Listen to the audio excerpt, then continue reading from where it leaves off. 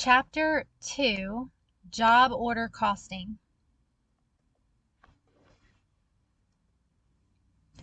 Cost accounting systems measure, record, and report product cost. Managers use product costs for setting product prices, controlling operations, and developing financial statements. Managers use these costing systems to measure, record, and report.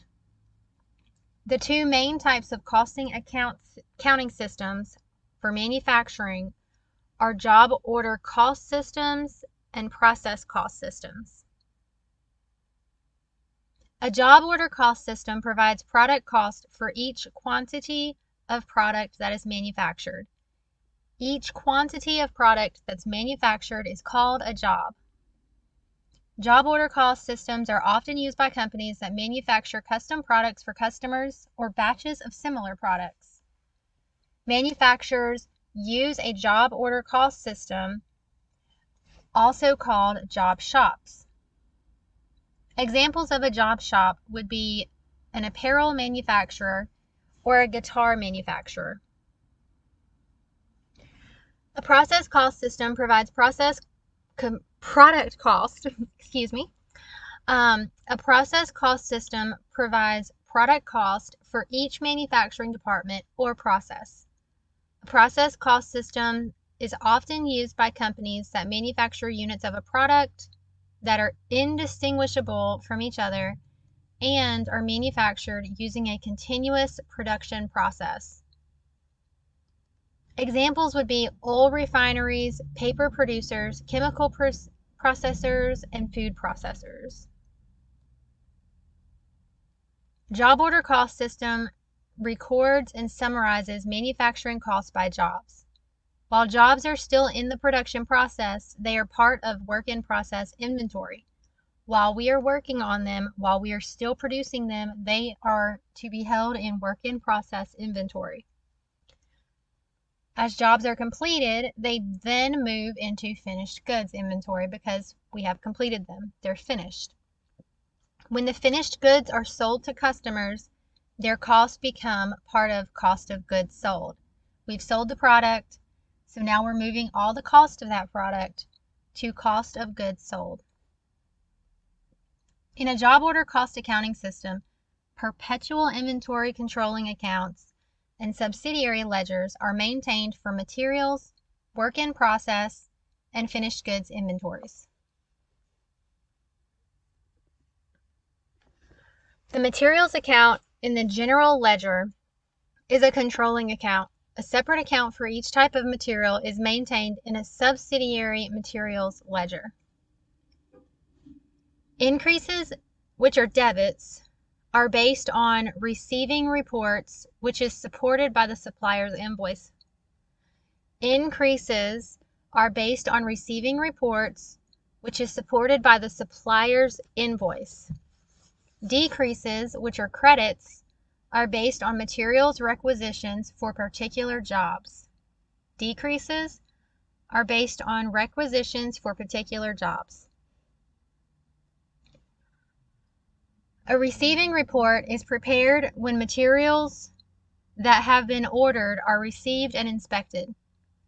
The quantity received and the condition of the materials are entered on the receiving report. When the supplier's invoice is received, it is compared to the receiving report. If there are no discrepancies, a journal entry is made to record the purchase. The storeroom releases materials to use in a job when a materials requisition is received. The materials requisitions for each job serve as the basis for recording materials used. For direct materials, the quantities and amounts from the materials requisitions are posted to the job cost sheets. Job cost sheets make up the work-in-process subsidiary ledger. A summary of the materials requisitions is used as a basis for the journal entry, recording the materials for the month. When employees report for work, they may use electronic badges, clock cards, or in and out cards to clock in. When employees work on an individual job, they may use time tickets to record the amount of time that they have worked on that specific job. A summary of the time ticket is used as the basis for the journal entry recording direct labor for the month. Factory overhead includes all manufacturing costs except direct materials and direct labor. Factory overhead costs come from a variety of sources, including the following. Indirect materials comes from a summary of materials requisitions. Indirect labor comes from the salaries of production supervisors and the wages of other employees, such as janitors.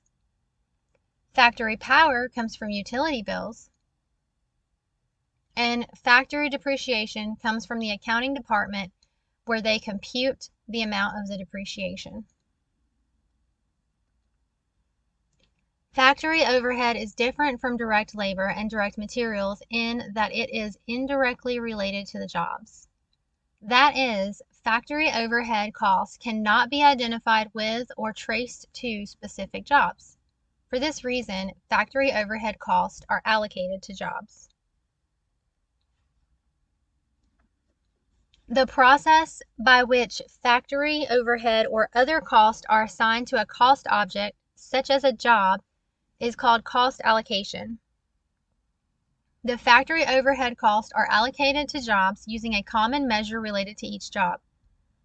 This measure is called an activity base, allocation base, or activity driver. Three common activity bases used to allocate factory overhead are direct labor hours, direct labor cost, and machine hours.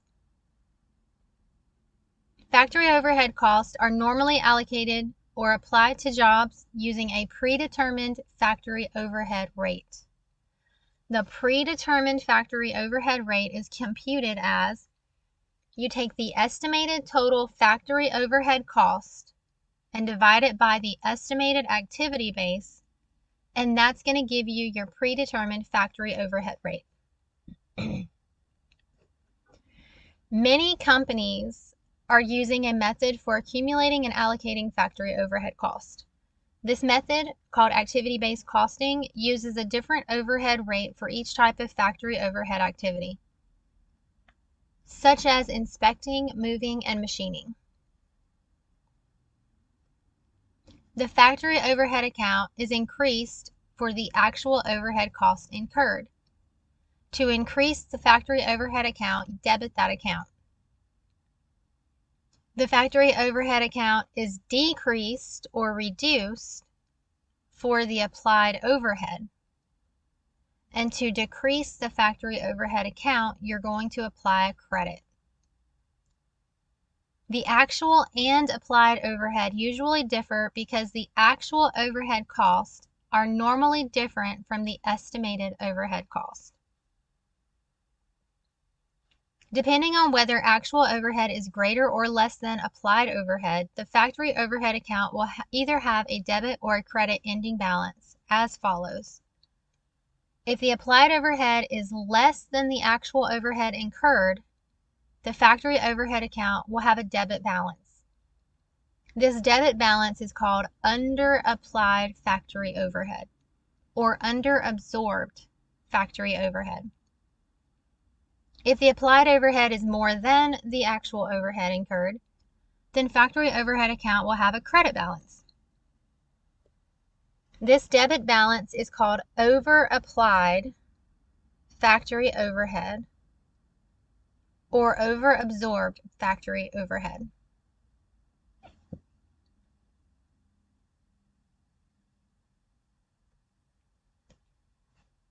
During the year, the balance in the factory overhead account is carried forward and reported as a deferred debit or credit on the monthly interim balance sheets. However, any balance in the factory overhead account should not be carried over to the next year. This is because any such balance applies only to operations of the current year. The balance of factory overhead at the end of the year is disposed of by transferring it to the cost of goods sold account as follows. If there is an ending debit balance under applied overhead in the factory overhead account, then it is disposed of by making the following entry. You would debit cost of goods sold and credit your factory overhead account. You'd make a note for this transaction to explain the transaction, and in this case, the transfer of under applied overhead to the cost of goods sold. If there is an ending credit balance, which is an over applied overhead, in the factory overhead account, it is disposed of by the following entry. Debit your factory overhead and credit your cost of goods sold. And the note is transfer of over applied overhead to the cost of goods sold. The finished goods account is a controlling account for the subsidiary finished goods ledger or stock ledger.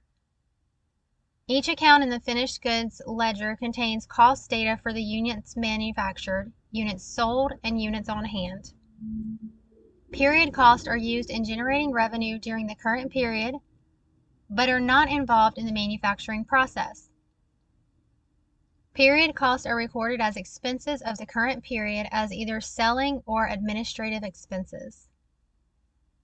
Selling expenses are incurred in marketing and delivering the sold product to customers.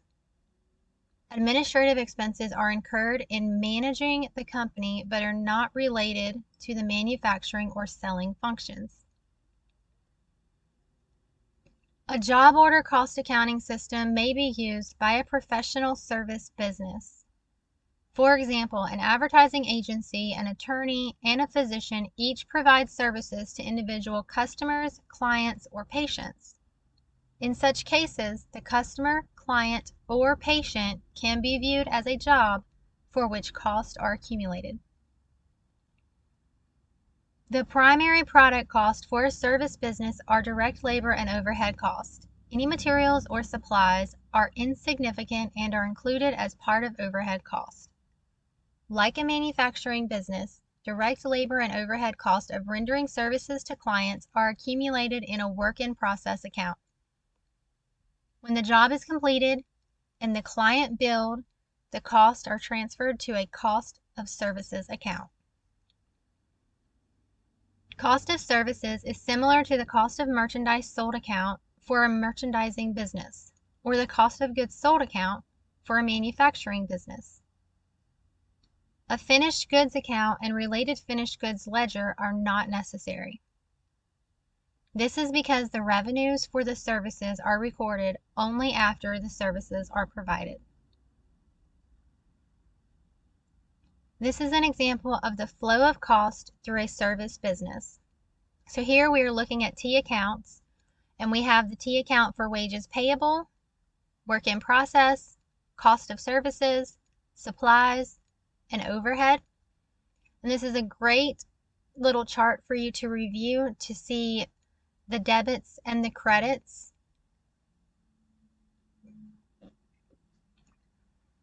A job order cost accounting system accumulates and records product costs by jobs. The resulting total and unit product costs can be compared to similar jobs, compared over time, or compared to expected cost. In this way, a job order cost system can be used by managers for cost evaluation and control. I hope you enjoyed. Please like and subscribe and follow for more videos.